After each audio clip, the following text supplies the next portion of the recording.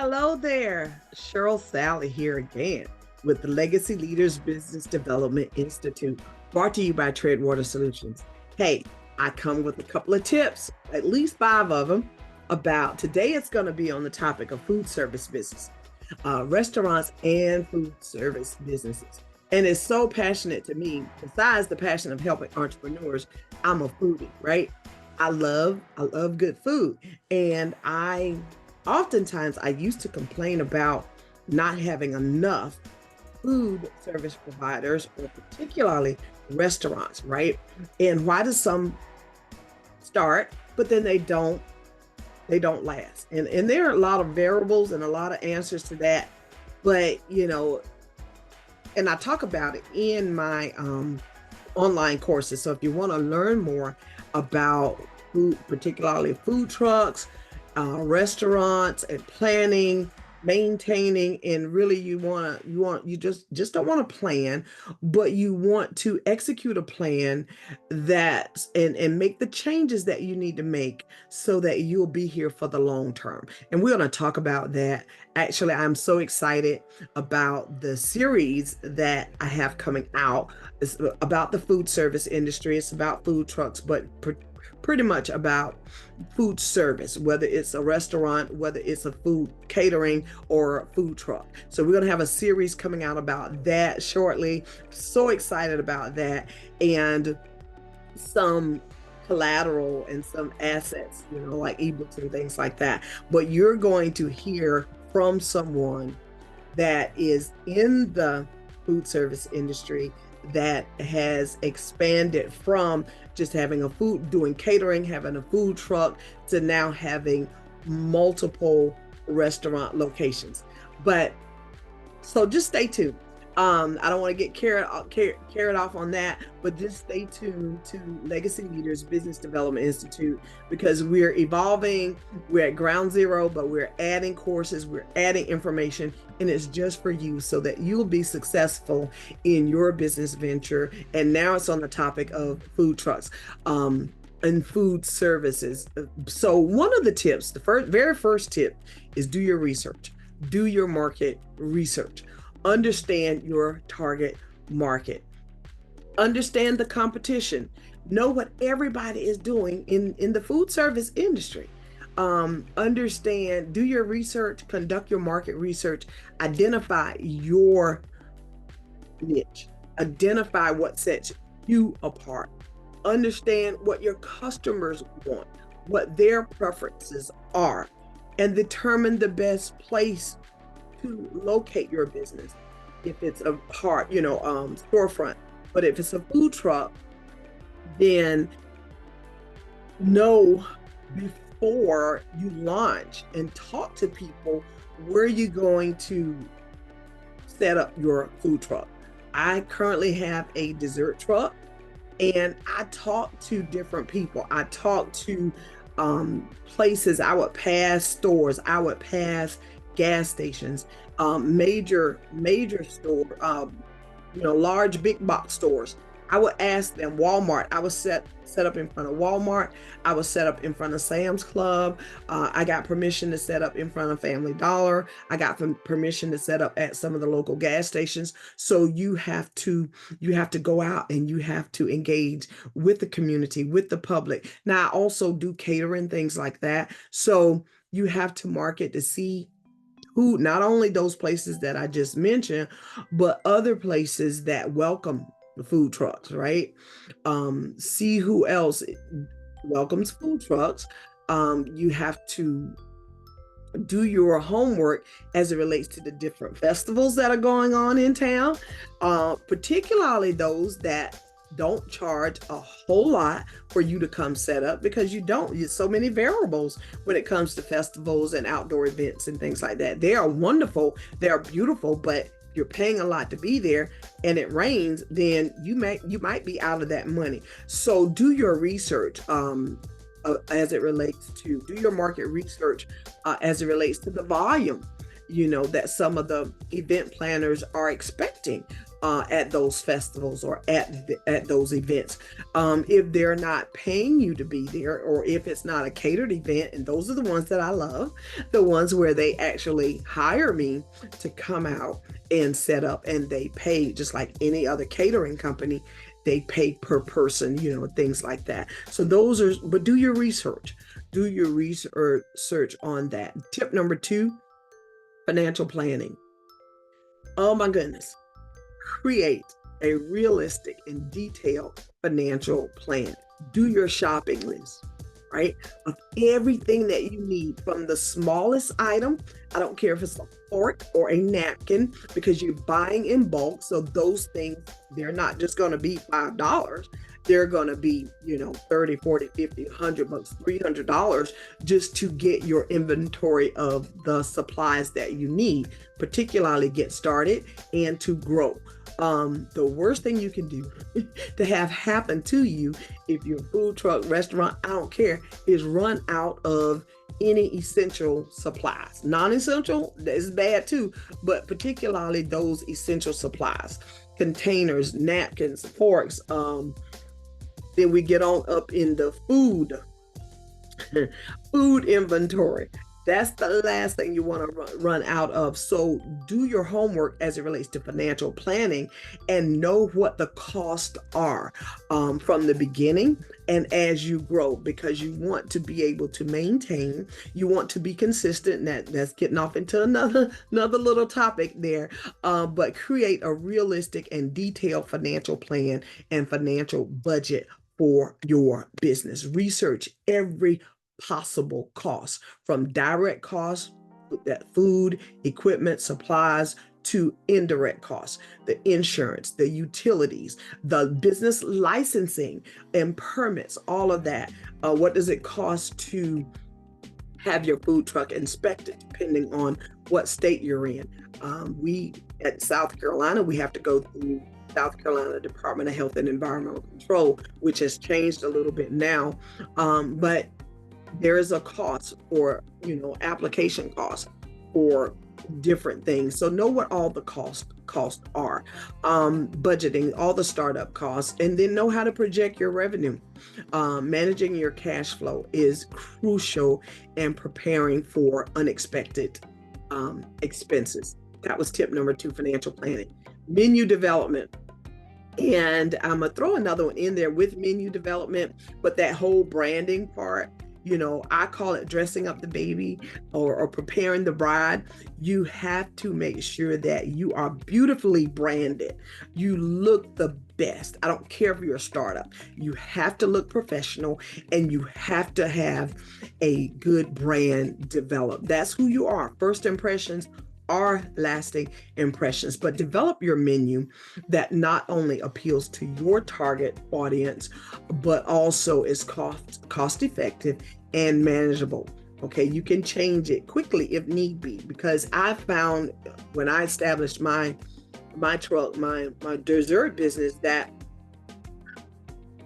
some of the items that I thought would be hits, they were not hits.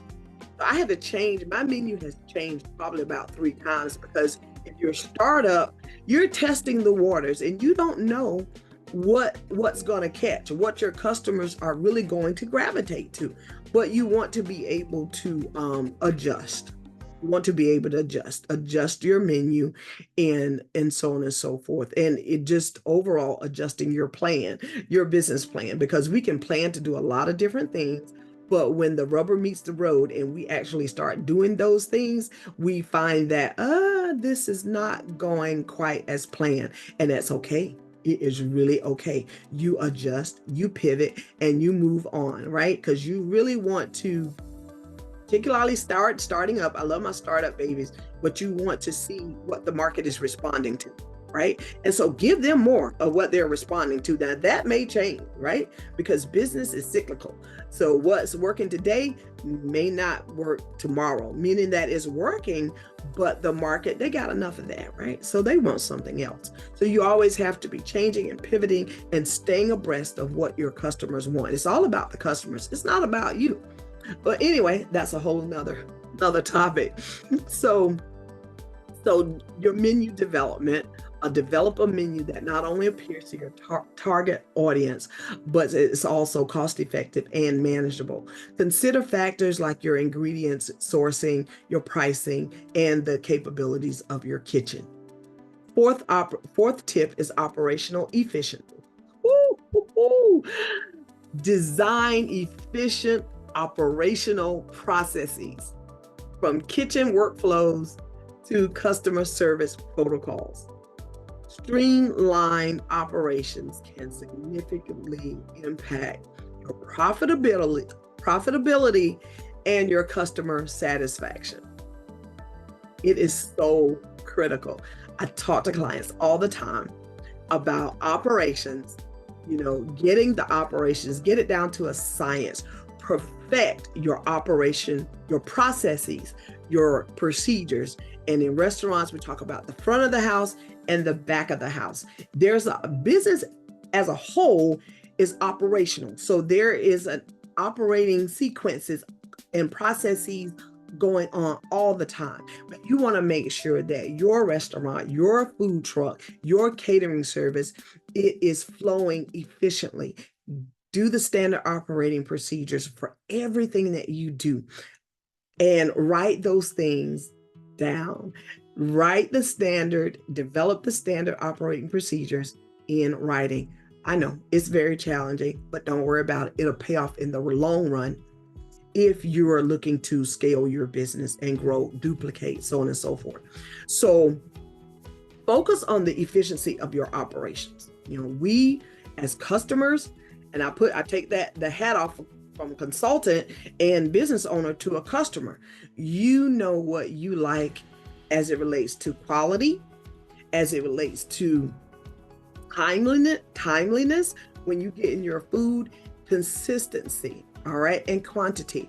Those are some of the things that you have to be consistent with. You can't fudge, you can't have food one way today and taste another way tomorrow. It's totally unacceptable. So you have to be consistent in your quality and your quantity, your timeliness, so on and so forth. We're going to cover all that in our series, I promise you.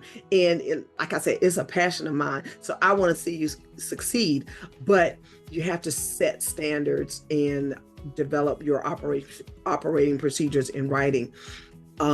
Everything you do from the time you wake up, if you're doing it related to your food service business, record it on your phone, transcribe that into a written document that you can follow, but not only you, that person next to you, your staff member, the person that's helping you to prep the food, serve the food, clean up afterwards, so on and so forth. There's a process to everything. Get those processes down and in writing. Recipes, I'm gonna stick this in here because it is such a big thing when it comes to food service providers.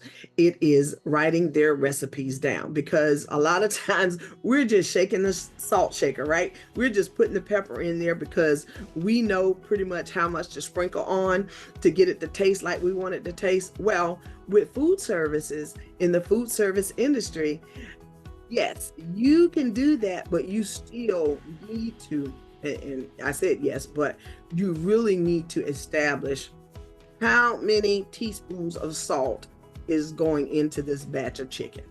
Okay, how many teaspoons? So we're going to sprinkle at home. We're going to sprinkle because we kind of know how much is enough.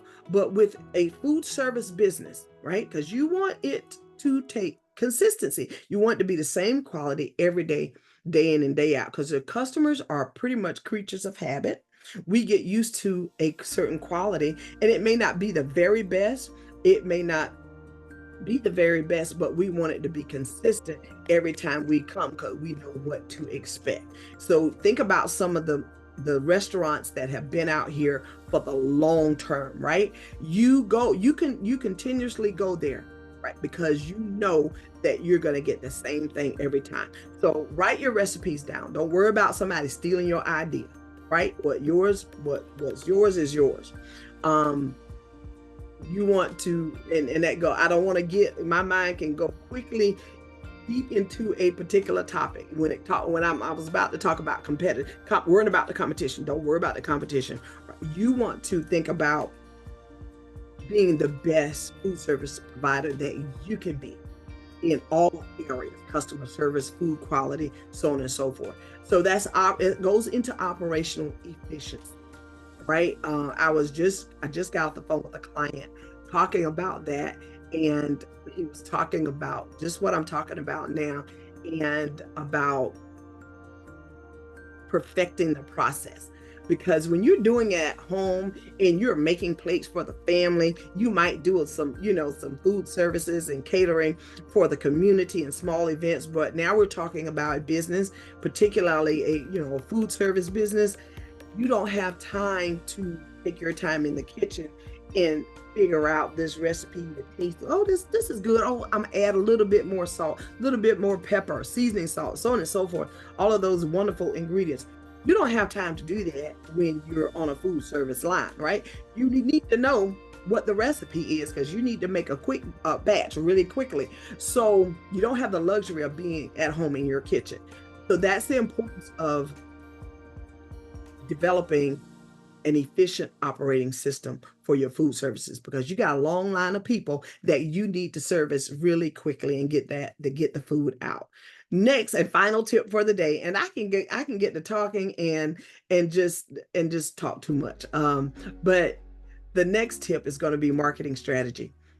Develop a very, very good comprehensive marketing plan that include online and offline strategies for starting and growing your business, particularly starting, because people don't know you. They don't know your brand. They don't know who you are, what you do, how good your food is, or none of that stuff. So you want to have that plan that addresses your online audience, having all of your social media platforms and pages and profiles set up, all of the other online platforms where you need to set up.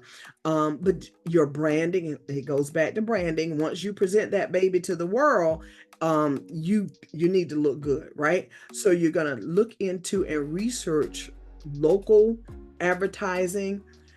You're gonna take and leverage relationships, right? Partnerships.